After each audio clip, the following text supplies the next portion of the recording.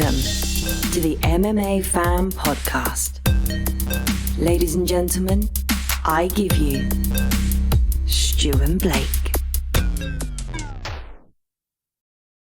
Hello and welcome to the MMA Fan Podcast. We have an incredibly special episode for you today. Not only are we in person, I can see Stu's lovely face. It's not over Zoom, but also we are live with an amazing guest.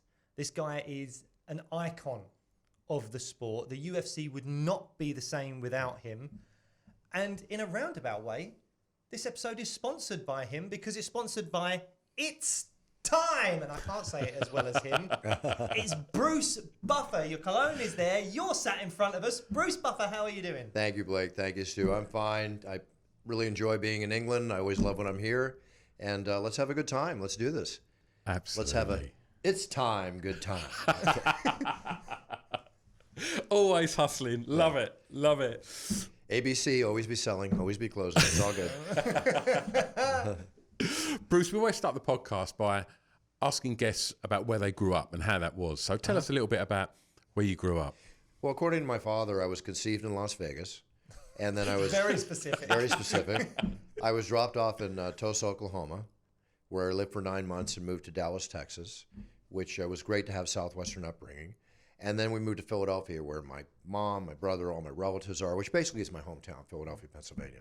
So I grew up there, went back to Dallas for a couple of years, back to Philly.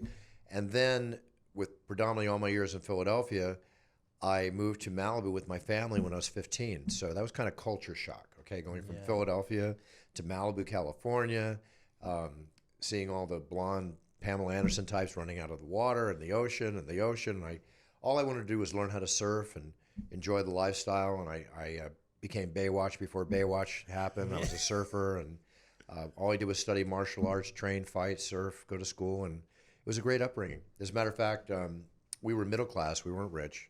Back in 1972, to be in Malibu was more of a coastal community area. All the rich people, all the actors lived at the beach, and one of the most memorable experiences I had that the famous actor Steve McQueen was one of my good friends for the last 6 years of his life. I spent almost every day at his beach house. His son's still one of my best friends, and had a lot of fun with him, a lot of experiences with him, and it was a great way to grow up. It really was. Well, you mentioned training martial arts there. You also mentioned that obviously you moved around a lot as a kid. Was that something that was moving around something that was difficult? Was it something that you had to be able to deal with confrontation? Is that where the martial arts came from? How did all that happen? Well, basically, it's funny you asked that question because as a kid in Texas, there were some altercations. You know, back then, even as a young kid, the gym teacher could never happen today. When you had an altercation, they gave you a pair of boxing gloves after school, and we got to have a little fun. No. Yeah, you could never do that today, right? And then in Philadelphia, when I got in one of my first real street fights, the only one I ever lost, and I said, I'm never going to lose another street fight, and I started studying judo. And I got a green belt in judo. My dad was a hand-to-hand combat instructor in the Marines, drill instructor, served in World War II in Korea. His voice was amazing. My brother Michael and I say he has the best set of pipes of all of us.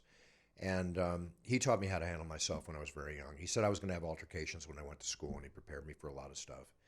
But when I got in this pretty heavy brawl at a young age, I said, you know what?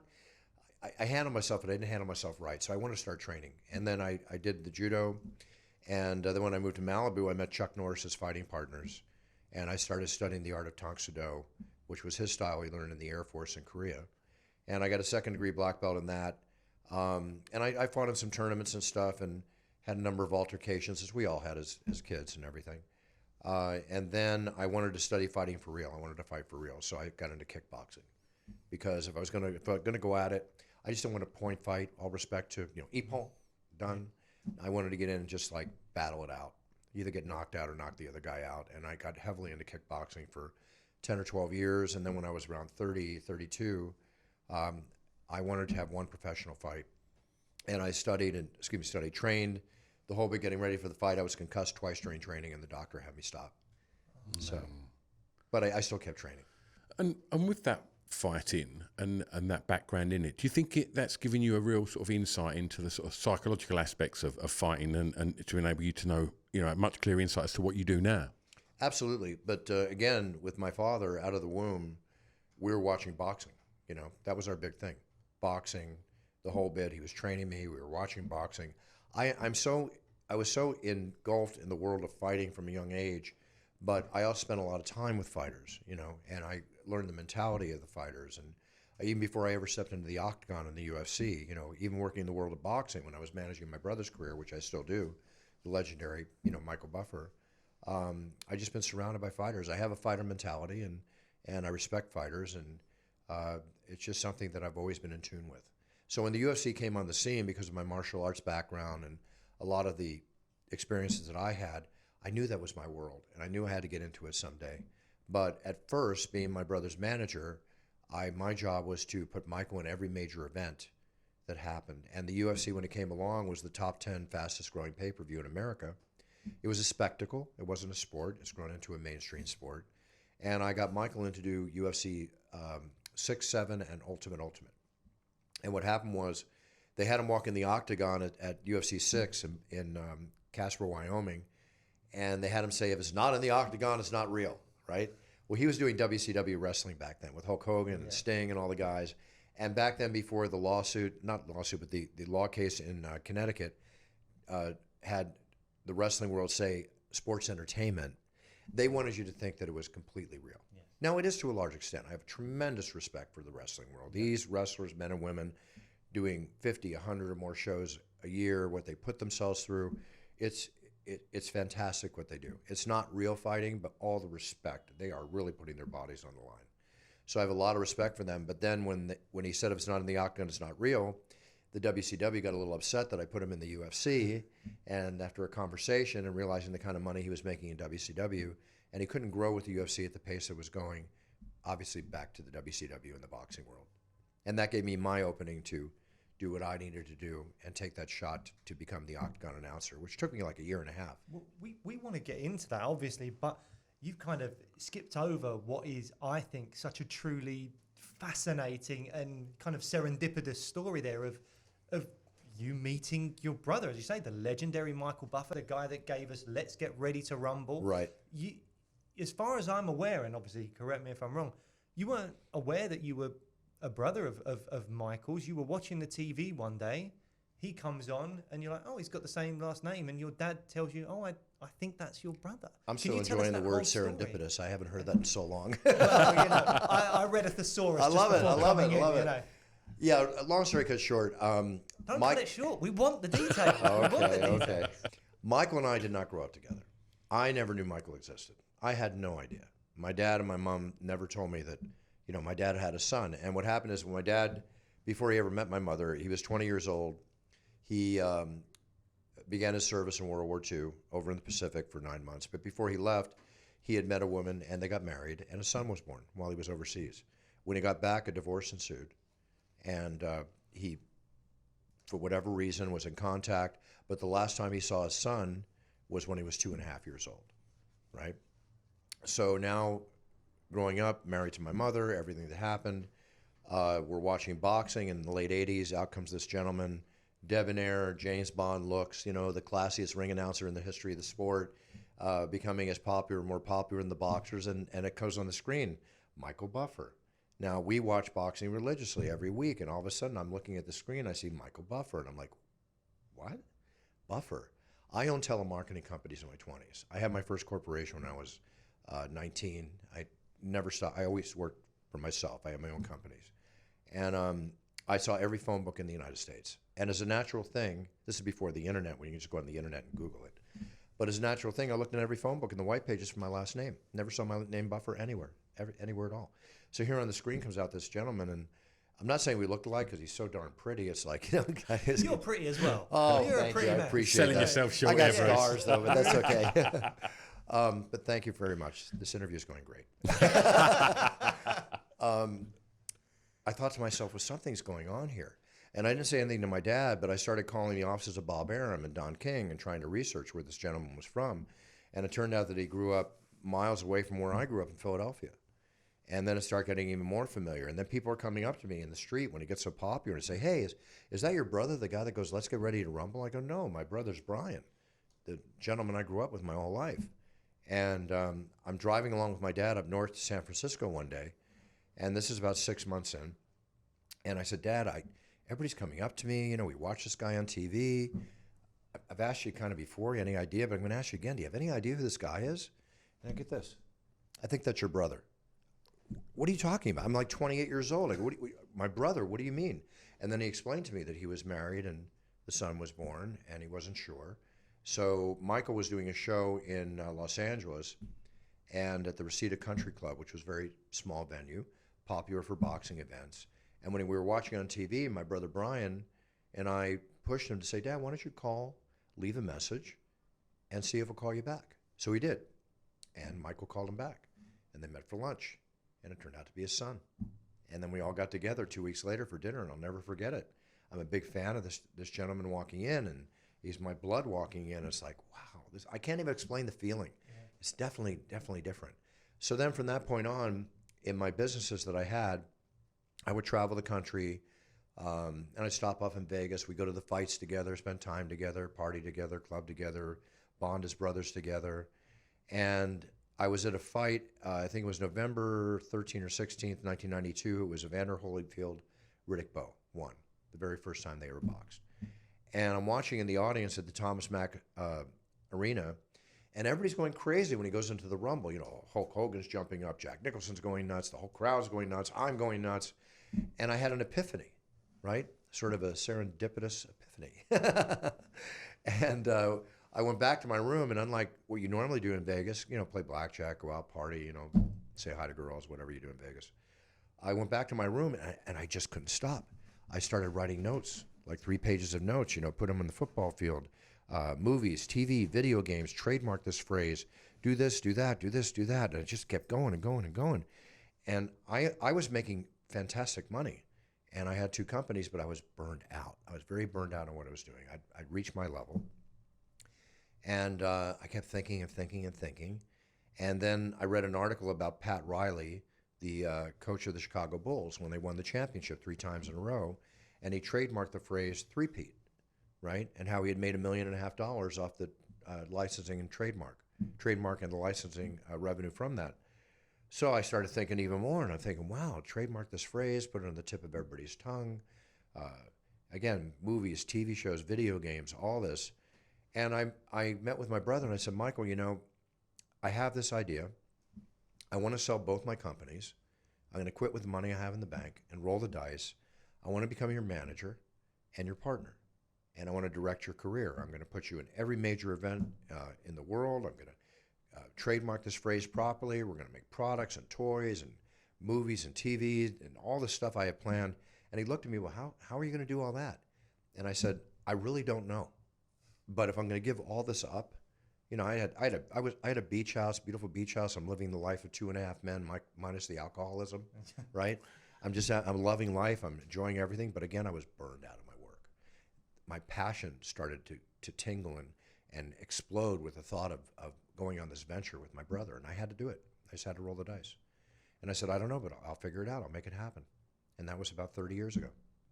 And it's gone okay since. It's gone okay. It's gone okay. It's gone okay. It's fine. Just to go back to when you first met your brother and you sort of them first sort of months of hanging out together, was there a natural connection there? Yeah, you know, you would wonder, considering we didn't grow up and the separation, what would it be like?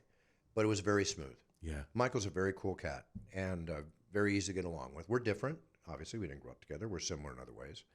But yeah, the synergy was there. Yeah. And that's where the synergy was there, that I could comfortably think about the fact that I could be his partner, that I could be his manager and make this happen. Yeah. Yeah.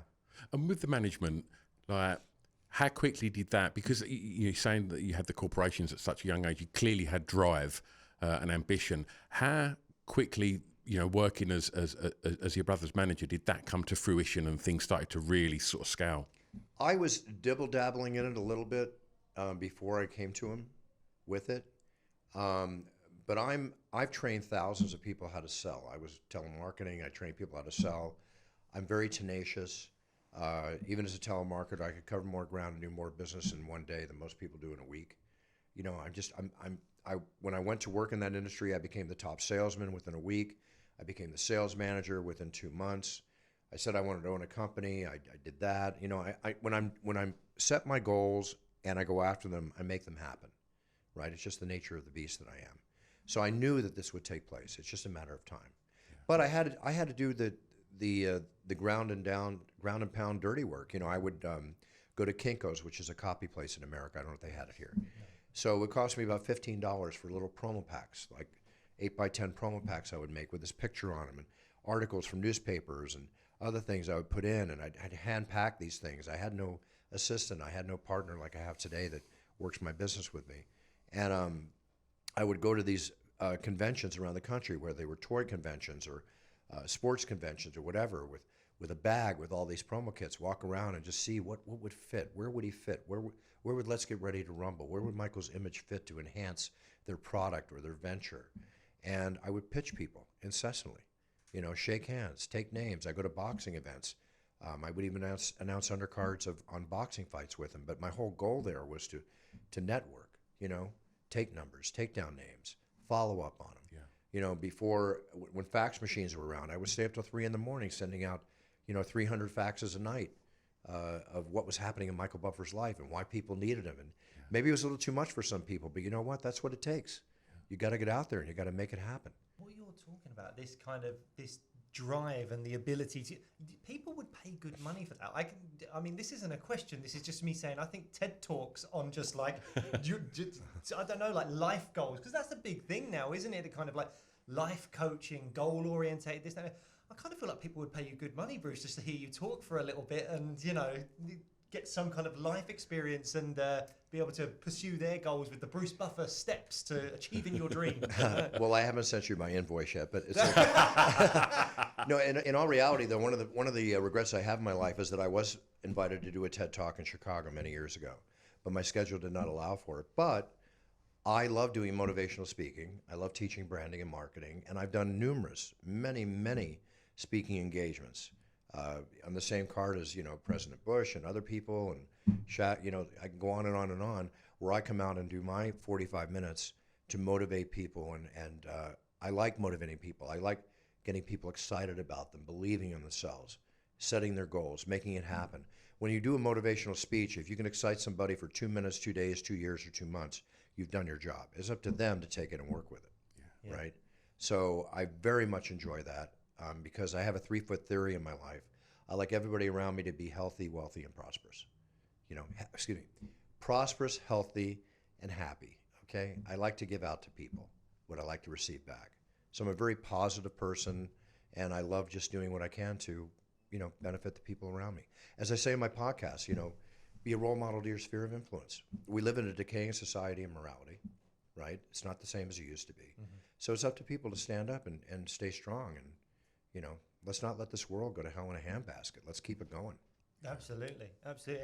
And in terms of the iconic nature of your voice, of Michael's voice, mm-hmm. being, these most recognizable voices in combat sports to a lot of people. Thank you. Just makes me think, is it genetic? Is it like, do you have to be a buffer? Like the rest of us got no chance. You have to be a buffer, otherwise it's not going to work. Listen, everybody's replaceable, right? Nobody's irreplaceable. They might not be the same. They might not go, crazy in the octagon like I do or whatever. But, there's going to come a time when I'm not going to be in the octagon anymore. You just leave your mark. You leave your mark in life. But to be a buffer, like I said, our dad had the best set of pipes of all of us, for sure. But I think everybody realizes their abilities, focuses on their goals, then they can achieve what they're going after.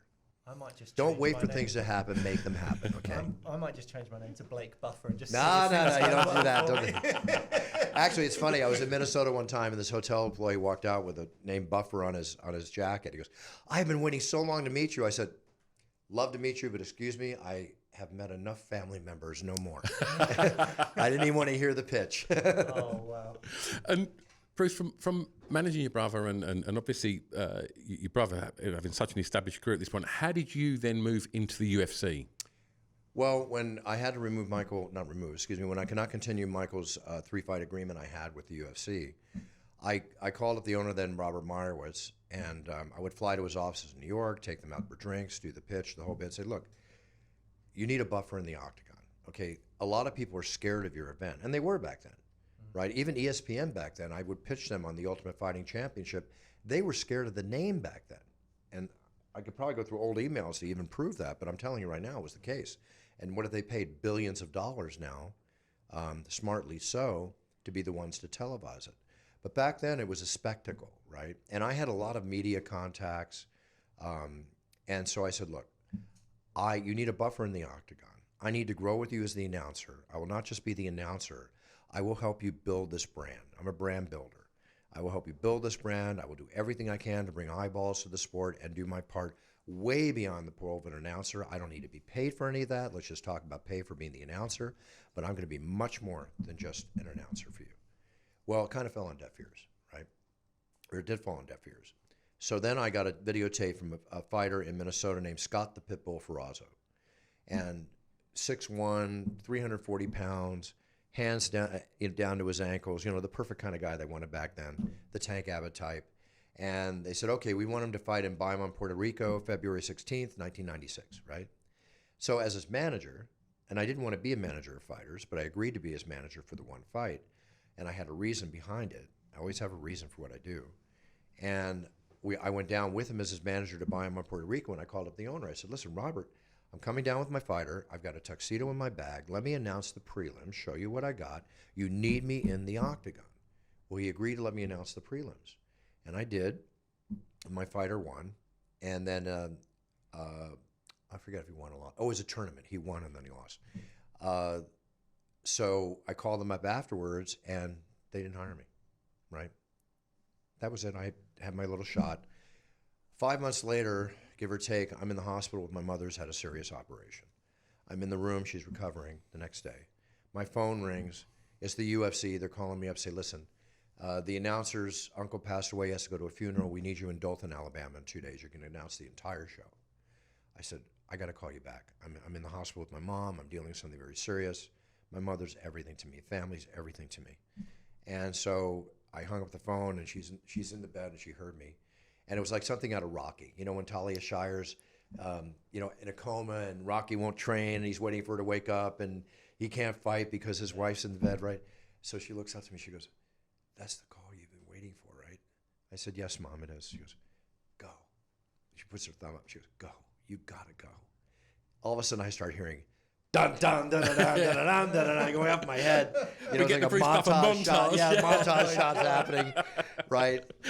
And so I got her blessing. I went down. I did the show. I thought I did a good job. I come back. They wind up hiring somebody else. The producer hired a friend of his. I think his name was Manny Garcia or something. Good voice. A little nervous in the service. Said a couple names wrong. Gave me enough fodder to call him up and say, hey guys, come on, let's get real here. I want to be the announcer, right? Flew to New York again. Did what I do, knock on doors, always ask for the job, guys. If you want something, you got to ask for it. Don't wait for it to happen. So the deaf ears happened. Then about another 5 or 6 months later, I get a call, and I could be off my timing a little bit.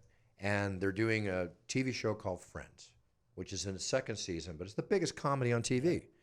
And they're doing a show called The Ultimate Fighting Champion, and with Jon Favreau and Tank Abbott and Big John McCarthy. And they said, listen, we're going to do a voiceover in the show, but Warner Brothers wants a real announcer. So would you like to co-star in Friends? I said, let me think for about a millionth of a second. Of course, yeah. Right? Well, Warner Brothers is going to send a runner down, pick up audio and tape and pictures, whatever. So they send a runner down, and then Warner Brothers calls me at 6 o'clock that night on a Monday and said, listen, you're hired. Be on the set at 6 in the morning tomorrow. Rehearse all day, film on Wednesday. Great, Did it. I called the owner up. I said, listen, I'm going to be on the set. You're here. Let's talk. I got to meet you for lunch. So I met him at lunch, and I just said, look, Robert, here I am. I'm co-starring on the biggest show on TV as myself, as the Octagon announcer, the biggest PR move you guys have ever had. Let's stop screwing around. I feel like a girl waiting to be asked to the prom. I'm going to ask you one more time. I want to be the Octagon announcer. I want to grow with the sport. I want to perfect my tool, and I want to help you build this brand with everything I can bring to the table. Go team. Let's do this. Best poker. I'm a big poker player. Best poker hand I ever played in my life. Got hired, and from UFC 13 on, did every single show. You name it, I did it. I remember that. Friends. Worked for the short money, stayed in the Roach Coach motels, whatever. I mean, I was fine. right? But I paid my dues and did what I had to do. It's amazing. And I mean, the thing that's really come out now is the iconic thing. It's the name of the cologne that's sat here with us is It's Time. And did you always know that was going to catch on? Was it? Did you ever think, I might have to change it? Was that always the slogan? And did you know it was going to work? Well, first off, I was never phrase driven, because back when I started as an announcer, all the announcers coming into the fighting sports wanted to be Michael Buffer, right? And Michael had his famous trademark, which I trademarked, properly for him. And I'm the man behind the Rumble. I'm his manager. I'm, running that whole empire. And I thought, you know what? It's not what I say, it's how I say it. So I did not come out and start a catchphrase. I never started with a catchphrase. It was about 7 years in. And every morning when I wake up, I look in the mirror, after I'm shaving, and I would slap my face and go, it's time. Meaning it's time to have the best day I can. It's time to be the best I can be. I've always said this to myself. And at the beginning of the show, I would start off with saying, it's time to begin the Ultimate Fighting Championship. Well, when Dana bought the company, they flew me into Vegas for the Godfather meeting with Dana, right? So now I'm one-on-one with Dana. I knew Dana from before. He was managing Chuck Liddell and Tito Ortiz, and he definitely paid his dues before he became the amazing, iconic maverick businessman that he is, which is the reason we're all here today, to a very large extent. Thank you, Dana. And he said, there's two announcements I love. One was by your brother, and the other, which strangely enough was the Riddick-Bo Holyfield one fight. He thought that was the greatest announcement he ever heard by my brother, which was the night I had the epiphany. And then was when I announced Evan Tanner and Tito Ortiz in Atlantic City. And he said, I would like you to stop saying it's time to begin the Ultimate Fighting Championship. At the beginning, grab that kind of energy you had in that fight and apply that. That's what I would love to see, which was fine with me, because I don't stand still when I announce. I got to move. I got to throw all my passion, my energy into what I do. I never know what I do, how I'm going to do it, whether I'm going to jump 360, do whatever. I'm like a kid in a candy store. I'm having fun. So I forgot your reason for your question, but that was the point that I realized, okay, I'm going to stay with this tempo, and you only get good at things by what we call reps in the business. The more you do them, the better you get to perfect your tool, perfect your muscle, perfect your art, perfect everything. So I realized at one point during the main event that the fans have been sitting in the audience for 5 hours. The fighters have been training for 8 to 10 weeks for this point where they come out to do their battle for the main event. And I thought, wow, it's time. It is time. This is time. So I started saying it's time. And not the way I say it today. And I didn't jump 3 feet in the air like I started doing. All that happened over time, right? But I remember when we went back to Brazil, and I think it was 2003, give or take, and I did It's Time, and the entire Portuguese-speaking audience, 15,000+ people, said it's time with me, right? And when I got out of the octagon, because I don't listen to the crowd, I'm focused on the fighters, I block everything out, I really don't hear anything. That's why I watch it on TV when I get back, get a more feel for it. But Stitch Duran, the famous cut man, he said, Buff, did you hear that? I go, what? He goes, everybody said it's time with you. I've never even heard that when your brother says, let's get ready to rumble. It was amazing. Oh, you're kidding. And then it started to catch on, and that's when I realized it was starting to catch on like that, which gave me even more of a passionate motivation to continue to build it to the way I built it today. Bruce, you just touched on the Brazilian crowd there. We're recording this the day before UFC London, and you've been in London many times for the UFC, and the crowds. For us, I think maybe last year when Paddy walked out in the O2, yes, I'd never heard a reaction like it from a crowd in the UK. Yeah. Where in the world do you think you get the most electric crowds? I've been asked this question a couple times. Not that it's not completely original, because it is. With all respect to every city and nation that I've been to, every country and city has their own flavor. Yeah. Right. So you can go to Japan and it's quiet. They're not saying anything. And then somebody hits the ground, it's like, oh, right? You go to Brazil and they're just fanatically nuts from the moment I walk out before a fight even happens. They're just going crazy. Now you get to the UK and Ireland, right? 20,000 people sound like 100,000 people. 5,000 sound like 50,000 people. with all respect, I love announcing in the UK. I love announcing at the O2. I love going to England, rather Ireland. Scotland was amazing too.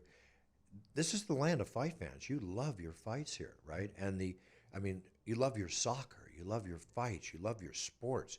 You're extremely passionate people and fans. And it's so much fun to be able to announce and perform to the UK fans. I mean, I'm really looking forward to tomorrow. It's really a lot of fun for me. It's always a lot of fun for me. But when I come to the UK, it's a lot of fun for me because I feed off the energy. And the energy tomorrow is going to be fantastic, right? And that's what I really look forward to. So UK fans are just top notch. Little rabid. They can definitely corner me up and crowd me, but it's okay. I mean, that's what it's all about. Especially after a few drinks. It's okay. UFC fans are the most amazing, passionate fans. It's funny, out of all the sports, I have to give them very high credit. And without the fans, we're nothing. When I'm there, the show's not about me. The show's about the fighters. To me, the show's about the fighters and the fans. We're there to perform and give the fans their entertainment. And they're there for the fighters. Yeah. I'm just there to serve. I'm just there to do my thing. And you do a phenomenal job of it. Thank you. And the reason is probably because you have this amazing voice that I'm assuming you take care of very, very well. Are there warm-ups that go into it? And if there are, can you show us a bit of a warm-up or help us get through a quick warm-up? Well, you know what? I never rehearse. You never rehearse. You don't warm up. You don't really. I'll tell you what I do.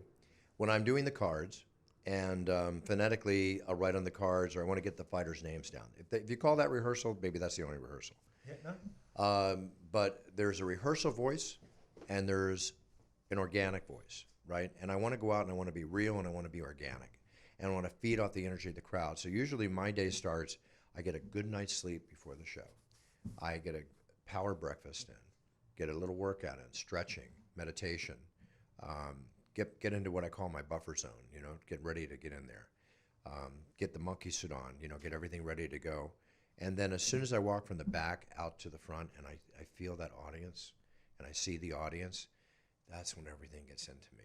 So then you've probably seen me at shows where I don't think anybody's watching, but I've learned from videos that make the internet that people are watching.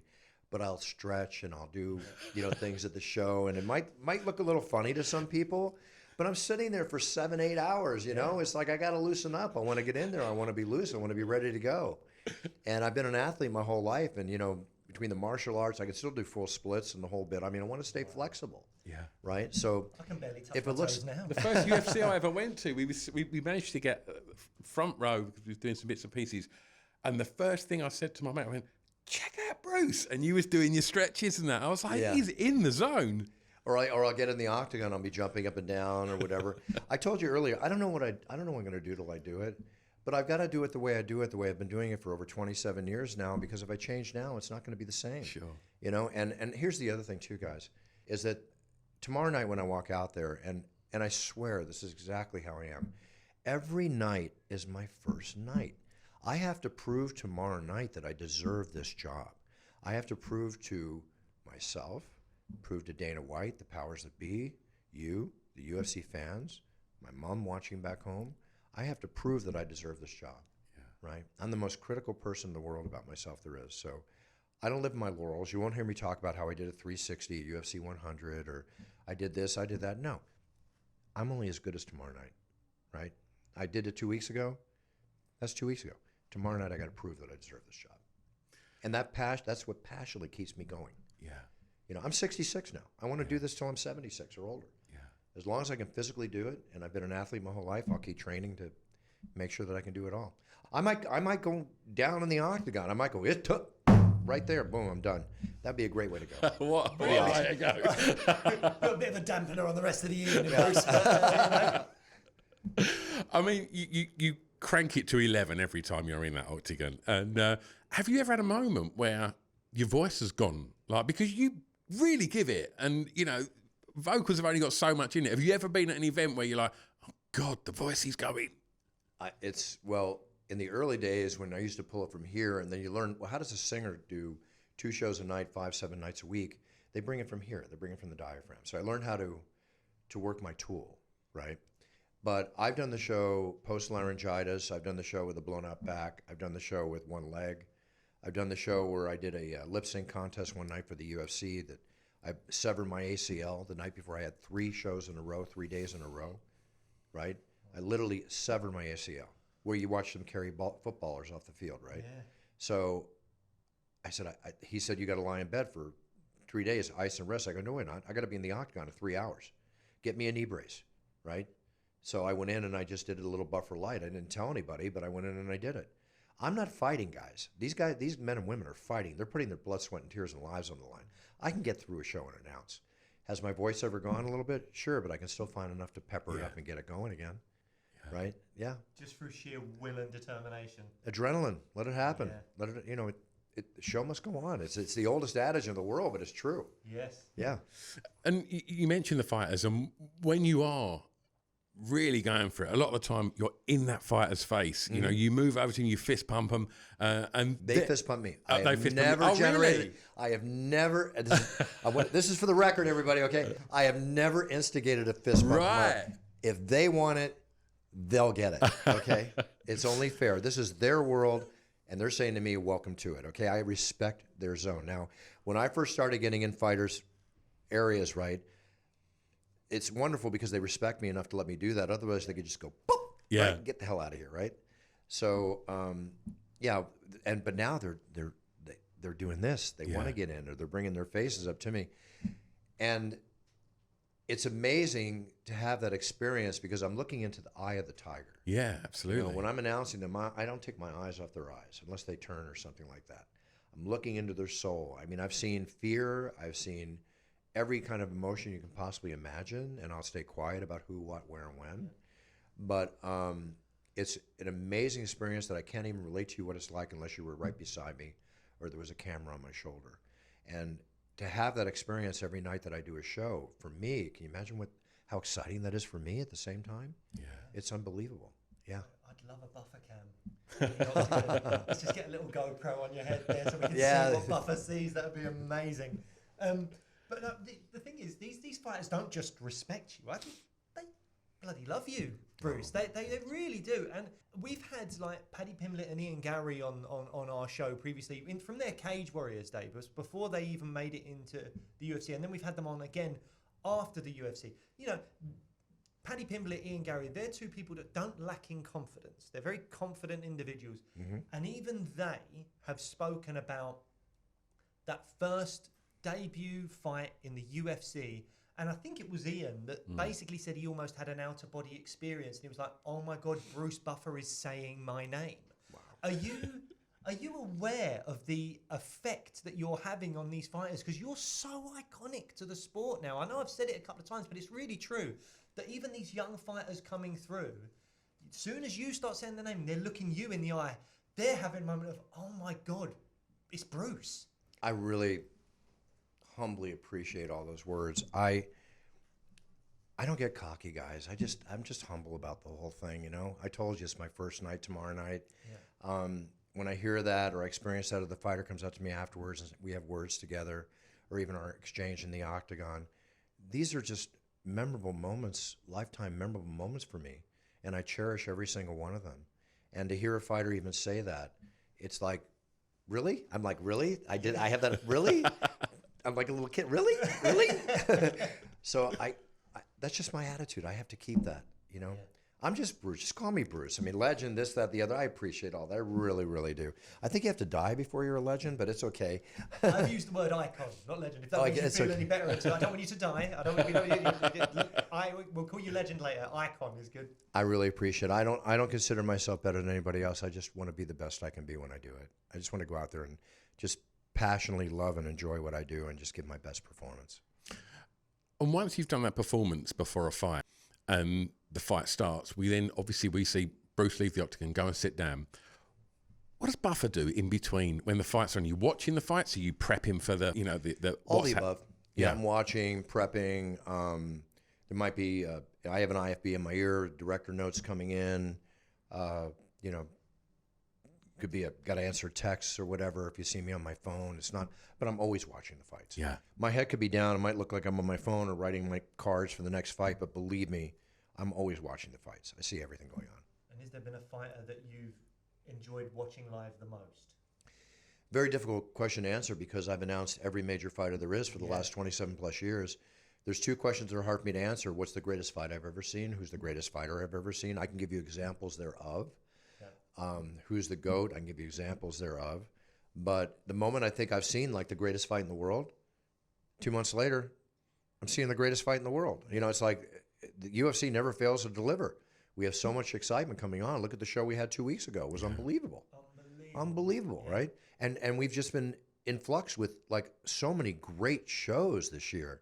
It's just amazing. It's amazing. It's so cool to have a first class seat on this UFC rocket ship that is just and still going up. And you've been in there to watch mixed martial arts really evolve as a sport as well, haven't you? Since the early days, yeah. I mean, there's nobody been around in the UFC. This sounds like I'm blowing my horn. I don't mean to, but I don't think anybody's been in the UFC longer than me. Yeah. It'll be 28 years next February. Wow. Yeah. The UFC's merged with WWE. The UFC what? The UFC has merged with the WWE. Emerged, yeah. Will we ever see a crossover where we see Bruce on WrestleMania? I would love to do a one-off. Yeah. And Logan Paul's a friend of mine. Yeah. He would love for me to announce one of his events. Yeah. But it's so funny to me. And with all respect, Vince, one of his announcers was mentioning to him about me, and Vince went public and said that I'm too over the top for the WWE. Are you kidding me? Really, Vince? Really? Maybe it's because you used Let's Get Ready to Rumble a couple of times when you shouldn't have, and I had to notify you about it. I'm sorry about that. Business is business. But really, Vince? No. That's mental. I think it'd be fantastic. I would take bumps. I would get into it. I would do a whole thing. Are you kidding? It'd be fantastic. Yeah. Oh, you could throw a few blows in there as well. That would be. You'd be amazing. I'm totally game. It would be. Yeah, totally. I mean, I haven't watched WWE stuff for quite a while. I was a huge fan of it back in the kind of Attitude Era days when I was in my teens. It's great entertainment, believe me. It is good entertainment. And I've seen some of the clips of like Logan Paul and that crazy clothesline thing off the amazing. top. Right? Amazing athlete. But yeah, I would be more inclined to tune in if you were announcing than I would if not, for sure. The one thing I'm always interested to know is these little kind of private conversations that are happening between fighters and Dana, or fighters and someone in the octagon after it's happened. Mm-hmm. One of the things, if you're okay with answering this question, one of the things I'd love to know is we had such a beautiful fairy tale moment with Robbie Lawler recently, where he got that retirement. He won that fight in seconds in emphatic fashion. Then we got the VT of his greatest moments. But one thing that happens is you went over to him, you gave him a little hug, and you had a little word in his ear. And I would love to know what was said in that moment, because it was a dream moment. As an MMA fan, you don't get many fairy tale MMA retirements. Usually a lot of times, like we've seen with the likes of Frankie Edgar and a few other people recently, where these legends who you love, they retire by getting knocked out, or they fight someone that you think was in their prime way beneath them. But Robbie got the fairy tale, and you had a word with him. Would you be able to share what you said to him? Sure, I'll be happy to. Robbie and I have been friends for obviously his entire career. He's one of the most humble gentlemen to ever sit from the octagon, one of the greatest warriors to ever sit from the octagon. And going back, even when I severed the first time I severed both ACLs for the UFC, but the first time was in front of 55,000 people at the Rogers Center when Jake Shields fought George St. Pierre, and I severed my ACL announcing George St. Pierre. Jeez. I'm lucky I don't fall down. Famous, right? I don't want you to gloss over that too much. I do want to hear the Robbie thing, but like you said that, didn't you? Were you in the middle of saying one of their names? Was it George St. Pierre? George St. Pierre, yeah. And it happened in the middle of you saying that. Yeah, okay, I'll do this story real quick and then I'll do that story. Yeah, sorry, I know I'm throwing you off there, but I just want to hear Remember it. I told you I'm a big poker player? Right? Yes, so I'll ask you about that later. This is going to sound funky as hell, but I was at a poker tournament the week before, and it was a break in the tournament. I got up to take a walk. I hit a dip in the carpet in the casino, and I rolled my ankle, right? And it hurt. And then I woke up the next morning when I made the second day to go back and play the final table, and my whole ankle was engorged with blood. I couldn't even stand on it. Had to go to the hospital, get all this blood drawn out of the ankle. They gave me a set of crutches, went to the tournament, took third, won like $30,000, went home. But I can't walk. And I'm like worried because the next Saturday is the biggest UFC in the history of the UFC, 55,000 people, sold out in less than like 20 minutes, right, in Canada. So I've got the crutches. I'm doing everything I can. Finally, on Thursday, I'm able to stand and walk. So I get on the plane. I go to Canada. I get there. I do the show. Adrenaline's pumping. I jump. I turn. I do everything, not even considering what's going on with my my ankle. And then when I went into George's corner, I'm like, George, rush! And as soon as I say that, as normal, George lunges out. As normal, I bunny hop back about 1.5 feet or so. And when I bunny hopped back, I landed on the bad ankle. It wobbled, and my knee exploded. Severed my entire, just gone. And so it was like a force of pain. George, rush, say, Pierre! Like that. Whoa! And I walk over, I put my hand underneath I think it was Herb Dean, the referee. You know, I got my face on, and inside I'm going, holy shit, I just blew my knee, right? I get out of you see me hop out of the octagon on one leg, and Big John McCarthy goes up, I think you just blew your ACL. And Stitch Duran gives me a bag of ice, rolls up my pant leg, and I got ice on my knee. I'm watching two great warriors go at it, and the announcer's got an ice bag on his knee. What's wrong with this picture, okay? So anyway, yeah, I blew the knee. So there you go. All right, Robbie Lawler. And after that, Robbie, to show you what a good guy he is, 2 days later, Robbie Lawler called me to see if I was okay. Oh, you know, just out of the blue. Buff, are you okay? Everything good? So we have a bond. We have a friendship. So I got tears in my eyes. I had no idea that was his last fight when I announced him. And then finally somebody told me before I announced him that it was his last fight. So I wanted to give him everything I could give him, right? And then after he won, it was so magnificent, with all respect to the fighter that he beat, that he won the way that he did. And I went over, gave him a hug, and I basically said, you know, Robbie, I'm going to miss you. It's been an honor to announce you all these years in the octagon, but I will forever be your friend. And that's what I told him. Beautiful. Yeah. Yes, I'm going to get tears out of my eyes right now. I'm an emotional guy. Mate. I'm Italian, It's you know. really, I cry dusty once in a while. Guys, it's hay fever, pollen season. Bruce, when we speak to fighters, we always sort of ask them about like how they control their nerves and you know, that making that ring walk and then getting in the octagon and how you handle them nerves. Do you get nervous? No. I did get nervous my first few shows, as anybody naturally would. I don't get nervous. I get pumped. My adrenaline starts going. I get excited, right? I don't get nervous. Yeah. I'm too many years in the business to get nervous. Yeah. Right. But maybe when Mirko Krokop came to the octagon for the first time, I was a little nervous to walk into his space and announce him. Never know what's going to happen with Mirko, but you know, outside of moments like that, no. It's such a pleasure to have this job. Yeah. You know, it's such a privilege. I wake up every morning and I wake up with UFC on my chest and Voto, voice of the octagon. You know, it's just how can I not love that? I have to just honor it, love it, and cherish every moment. Well, I have to say, I feel like I get quite envious of you when you're up there. You're getting flown all around the world. You're doing this amazing job. You've got front row seats to these incredible sporting events. One thing I wouldn't be jealous of, though, is a certain story that I'd love to hear about you. Another one? I'd love another one, mate. I mean, look, we've got time here, but if you need to go, by all means do. But it's time for another story. Here we go. Well, you've probably wait. I just want to make sure I'm getting a little hot here. Sorry, can I have one of those as well? Yeah, do you know what? I think it's time to freshen up a bit, isn't it? Oh, you've got gifts for us. Look at this. No, Oh I my come God. prepared. Oh, we've got special. Look at Bruce, that. thank you so much. Special. Oh, wow. Do you know that cologne is in the top 5 seller on Amazon in the UK and number 1 in America? I did not know that, but I'm glad to know about it.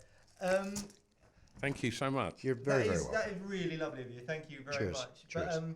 But and it's a good job we've got that, because it makes me sweat just thinking about this story. It was yourself, I believe Dana White was there, and the UFC legend by the name of Frank Trigg in an elevator. Now, you knew this story was coming, surely. It creeps up on me once in a while, yeah. It's quite amazing, because for the younger UFC fans that won't know about your kickboxing and the Tang Soo Do and the judo and all that stuff that you've done and all that, they just see Bruce Buffer, this, you know, very well-dressed man in the octagon doing its time. Everyone loves it. They wouldn't expect you to get into a physical altercation with a UFC fighter, but you have done this in the elevator with Frank Trigg. Could you talk us through what happened? Yeah, I've had a number of experiences with fighters over the years. Chuck Liddell and the China White, brawl in the streets and all that. I've had a number of experiences, but in this experience you're talking about, we were doing the Tough Show in Vegas. We were at the Hard Rock Hotel, and we had 2 shows. We were staying there for a week. We had 2 shows to do.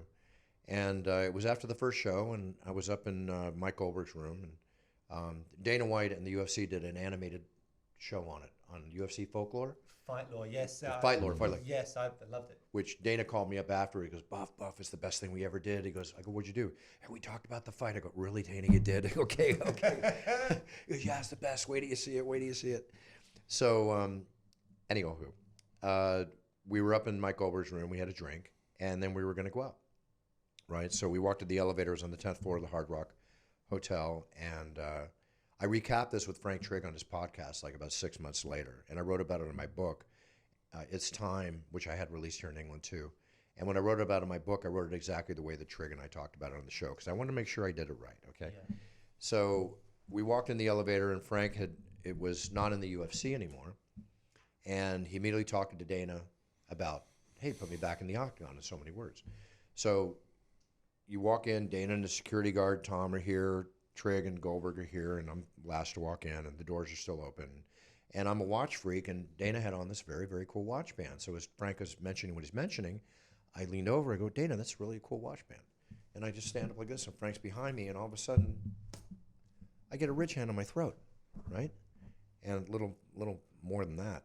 And I felt it, and I turned around and Frank, you hit me. I said, why the fuck did you hit me, right? I rarely say that word, but this is the time I got to say it. I think it's fair. And he looked at me, and he just looked at me, and he said, well, what are you going to do about it?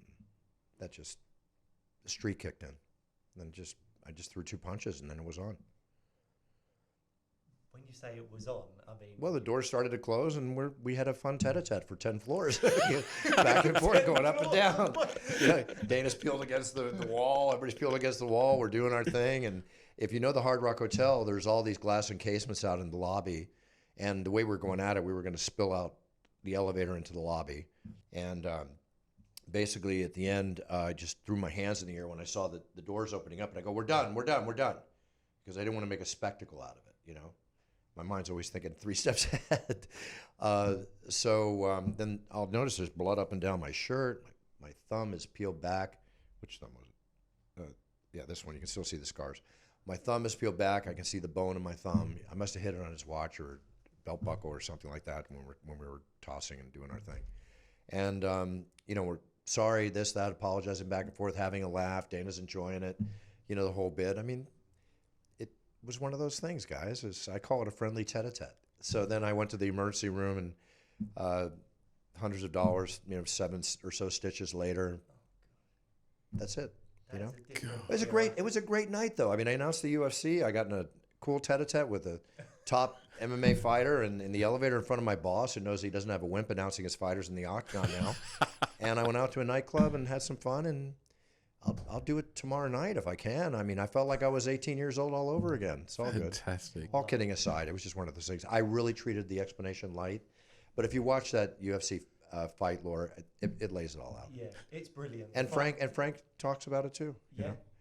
And I'm not trying to sound like a tough guy, but there's just certain rules in life. Don't put your hands on me. Yeah, absolutely. I mean, just be respectful. I wouldn't do that to you. Yeah.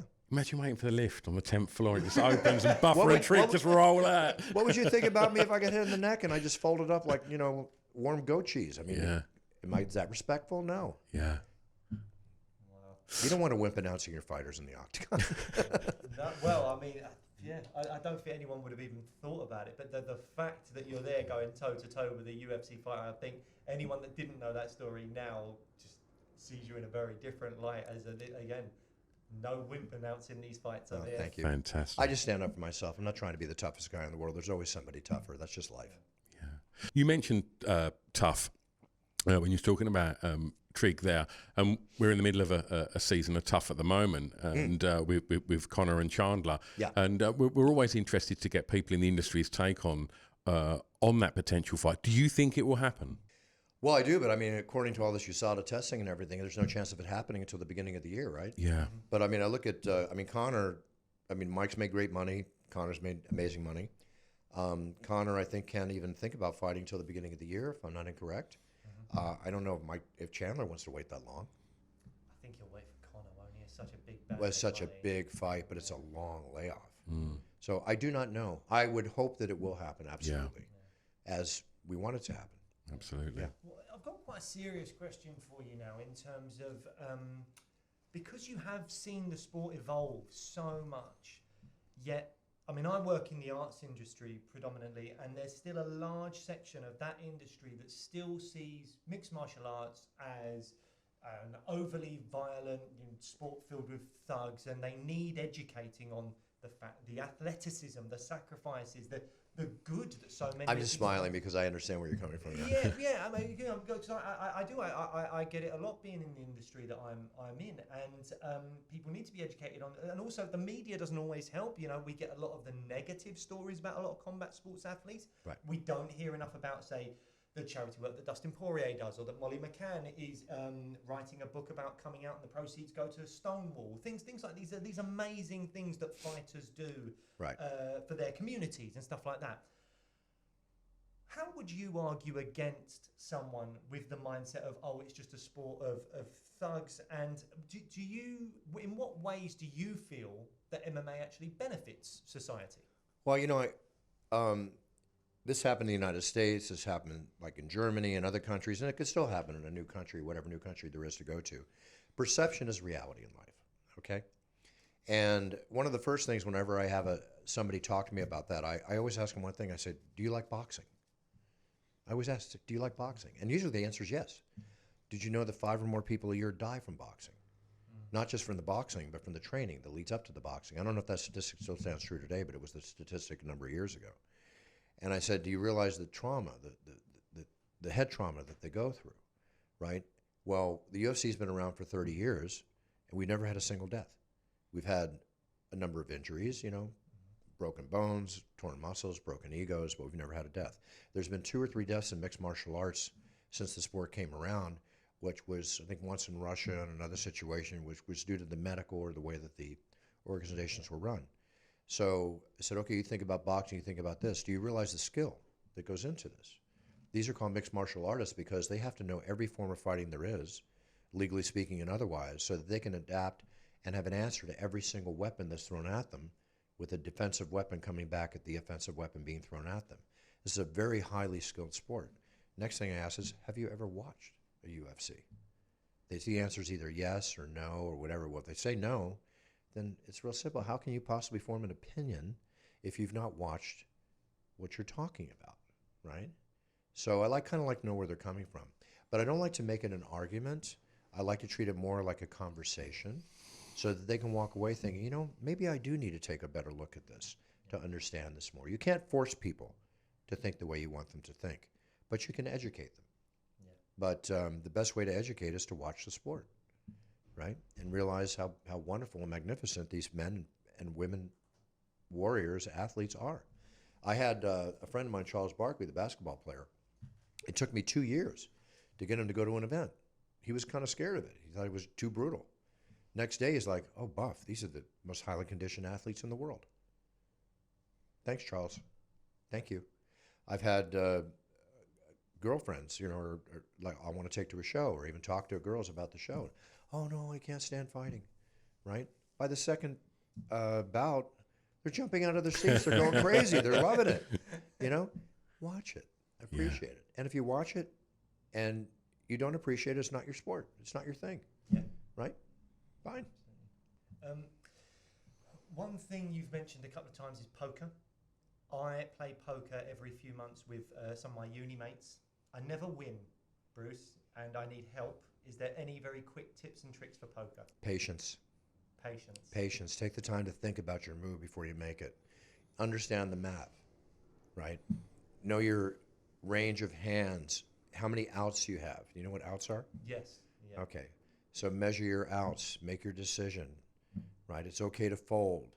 Play the player, not the cards.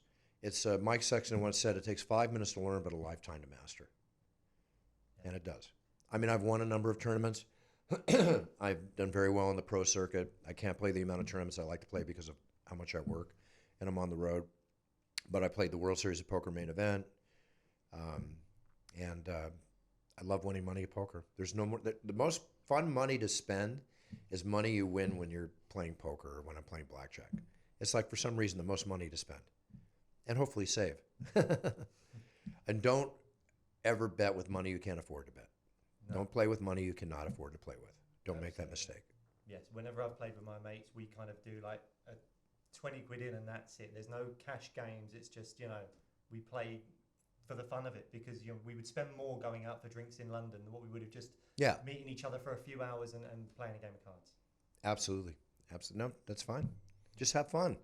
Poker's a great game to talk back and forth, to get to know your mates. It's just so much fun. I can play poker for hours and hours and hours. No question. I played the Molly's games. I played all that stuff. Yeah. I played with Toby Maguire. I played with some very... Oh, wow, really? Yeah, all the years. I've had a lot of fun, a lot of very interesting moments playing poker. You did like a UFC versus... was it like footballers or something? What was the... Poker After Dark. It might have been that. Randy Couture, Danny Henderson, myself. That was it. Yeah, I got second against Harold Lederer that night. Amazing. Yeah, I won 10,000. He took home 90,000. Jesus. Yeah. Bruce, lastly, I just want to ask you this, because your life's been incredible. What a journey it's been, and continues to be that. Thank you. And, so many weird twists of fate, like, with your brother and the connections that you've made, and the journey's been so fascinating. It's been a real privilege to get to talk to you about this. Thank you. Bruce, do you ever stop and look back and take stock of it? Absolutely. When I wrote my book, It's Time, about 10, 11 years ago, whenever it was, I think I forgot more than I remember, right? Yeah. And the beauty of writing the book was that all these memories came back in. And sometimes I'll sit back and I'll think back to all the amazing experiences. Even out of the world of fighting, money's one thing, okay? I'll be the first one to cash a check on Monday at the bank, okay? No question. But the experiences, the people you meet, the bonds you make, the memories you create, being at, if you know basketball, being when Michael Jordan had the famous flu game, right, against the Utah Jazz. And you see me in the 10th episode of the dancing series that was on. The Lost Dance, right? And I'm behind Michael as I got him on the court to announce the game as his manager, and I'm behind him with the camera filming him, right? Well, during that game, I saw Michael Jordan leaning against the wall before the game. He was obviously sick as a dog, right? And then he scored 6 points, and then in the second half, he came out and scored over like 40 points to win the game. It was one of the most amazing single-man team-related performances I'd ever seen in my life. To be able to witness that and to be able to be on the court when the confetti's falling and celebrating with everybody, it's just, these are memories you just don't forget. Yeah. Or experiencing the thrill of victory and the agony of defeat, whether it's in fighting or other experiences that I've had. I can just, and music and film and TV and all the things that I've been able to do throughout my career with and without my brother and in my own career, it's just, I wouldn't change it for the world. It's amazing. It really is. It's so rich, and rich is not all about money. Rich is about, experience, like I said, and to meet fine people like yourselves. I mean, this is what life's all about, to a large extent. Bruce, we've been going for a long time, and we were just about to wrap this interview up. But did you just say you were Michael Jordan's manager? I'm here. It's okay. I'm here. Did I just say what? Did you just say you were Michael Jordan's manager? No. No. What did you say? Michael Jordan on the pitch, on the court. On the court.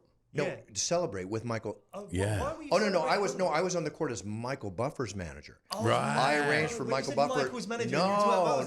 Michael Jordan's manager as well. No, I might have left the UFC if I was Michael Jordan's manager. I was like, that can't be right. Money might have gotten away on that one. I don't know. Wow.